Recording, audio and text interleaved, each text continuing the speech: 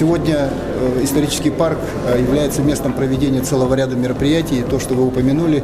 Я особо хотел отметить вот эту выставку, которая у нас буквально 4 дня будет. Здесь натуральные экспонаты из музея Восточного военного округа, которые сегодня представлены лейтенантом Авдеевым, который очень серьезную экскурсию проводит и здесь, и на трофейной технике, как знаток всего этого дела.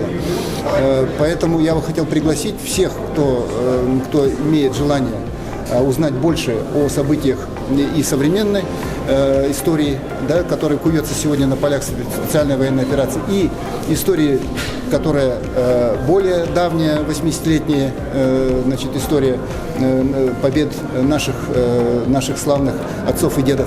Здесь сегодня представлены натуральные экспонаты из этого музея Восточного военного округа.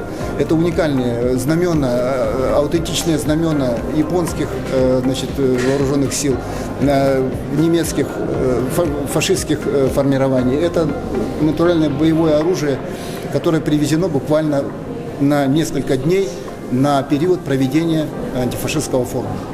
Есть знамя, под которым сражался